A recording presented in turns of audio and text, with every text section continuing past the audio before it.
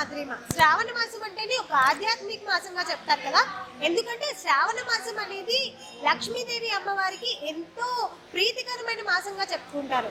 ముఖ్యంగా పౌర్ణమికి ముందు వచ్చే శుక్రవారాన్ని వరలక్ష్మి వ్రతంగా ప్రతి ఆడవాళ్ళు శుక్రవారం అనేది వ్రతం చేయడం జరుగుతుంది. అసలు ఈ శ్రావణ మాసానికి ఉన్న ప్రత్యేకత ఏంటి, అమ్మవారికి అంత విశిష్టమైన మాసంగా ఎందుకు ఈ శ్రావణ మాసం అనేది వచ్చింది అనేది మనం ఈ వీడియోలో తెలుసుకుందాం. ప్రస్తుతం మనం రాజమండ్రిలోని ఒక పురాతన కాలం నాటి దగ్గర 50 ఏళ్లకు క్రితం నిర్మించిన ఒక అమ్మవారి ఆలయం దగ్గర మనం ఉన్నాము. ఇక్కడ వారిని అడిగి తెలుసుకుందాం. ఈ ఆలయంలో మొత్తం అంతా ఆడవాళ్ళే చేస్తారు, పూజలు కానీ వ్రతాలు కానీ. చూద్దాం, ఈ వీడియోలో తెలుసుకుందాం అసలు ఈ వ్రతాలకి విశిష్టత ఏంటి, అమ్మవారికి ఇక్కడ పూజలు ఎలా చేస్తారని చెప్పేసి.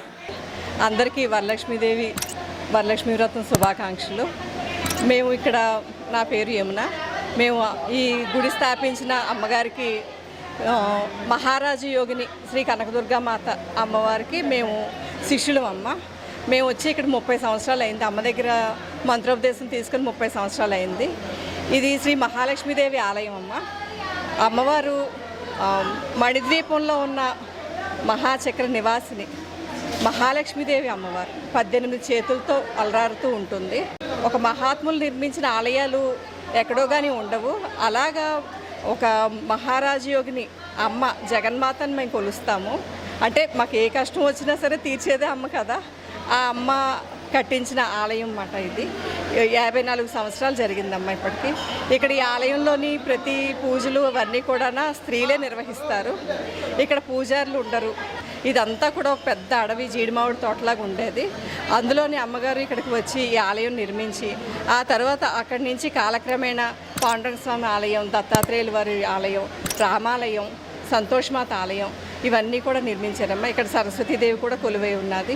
దత్తాత్రేయుల వారు, ఎవరు పాండురంగ స్వామి, శివపార్వతులు, ఆంజనేయ స్వామి అందరూ కూడా ఉన్నారమ్మా.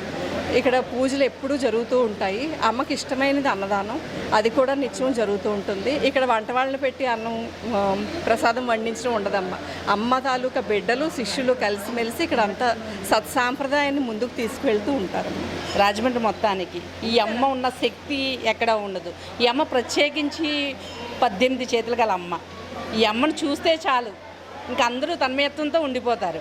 ప్రతి సంవత్సరం కూడా ఎన్నో వేల మంది భక్తులు వచ్చి అమ్మ దర్శనం చేసుకొని వెళ్తూ ఉంటారు. అసలు ఈ అమ్మ దగ్గర కుంకుమ పూజలు కానీ, గో పూజలు కానీ అన్ని పూజలు జరుగుతూ ఉంటాయమ్మ. అందుకని ప్రతి ఒక్కరు కూడా చాలా శ్రద్ధా భక్తులతో వచ్చి ఉదయాన్నే వచ్చి కుంకుమ పూజలు చేసుకొని వెళ్తారు. అమ్మ ప్రసాదం తీసుకొని వెళ్తారమ్మ. అసలు వరలక్ష్మి వ్రతం అనేది ఎందుకు లక్ష్మీదేవికి ప్రీతికరమైన మాసంగా మారింది? వరలక్ష్మీదేవి వ్రతం అంటే శ్రావణ మాసంలో వచ్చే పౌర్ణమికి ముందు వచ్చే రోజు. దానివల్ల ఏంటంటే ఆడవాళ్ళందరూ ఉదయాన్నే లేచి సౌభాగ్యాలతో ఉండాలని ప్రతి ఒక్కరూ కోరుకుంటారు. అందుకని పౌర్ణమికి ముందు వచ్చే శుక్రవారం నాడు వరలక్ష్మి వ్రతం చేసుకుంటారు.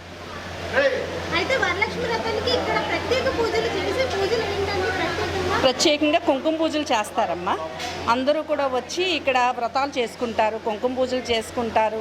ఇక్కడ అన్నప్రసాదం తీసుకొని వెళ్తుంటారు. లలిత పారాయణం కూడా జరుగుతుందమ్మా. ఇక్కడ మన లక్ష్మీదేవి గుళ్ళో లలిత పారాయణం, కోటి లలిత పారాయణం మొదలుపెట్టారు. అది జరుగుతుందమ్మా. 2 ఇయర్స్ నుంచి జరుగుతుంది. చూసారు కదా, అసలు వరలక్ష్మీదేవి వ్రతం ఎందుకు చేసుకుంటాము, ఈ రోజు యొక్క విశిష్టత ఏంటనేది మనం ఈ వీడియోలో తెలుసుకున్నాం కదా. దగ్గర ఈ ఆలయము గత 54 సంవత్సరాల క్రితం నిర్మించిన ఆలయంగా చెప్తున్నారు. ఇందులో ఉండే అమ్మవారు 18 చేతులు కలిగిన అమ్మవారి కింద మహాశక్తి పీఠముగా అన్నీ చూసుకుంటే మనము మందిరాల కింద చెప్పుకుంటాము. ఇక్కడ మటుకి ఈ ఆలయాన్ని పీఠంగా చెప్తున్నారు. ఎంతో మహత్యం కలిగిన అమ్మవారు. అమ్మ అని పిలిస్తే చాలు అందరికీ కావాల్సినవన్నీ ప్రసాదిస్తుంది ఈ అమ్మవారు అని చెప్పేసి చెప్తున్నారు. పీఠ మందిరం కింద ఈ ఆలయాన్ని చెప్తున్నారు. చూసారు కదా, ఇలాంటి మరిన్ని వీడియోస్తో మీ ముందుకు వస్తాను. కెమెరా పర్సన్ మహేష్తో మద్రిమ, QTV రాజమండ్రి. Thank you.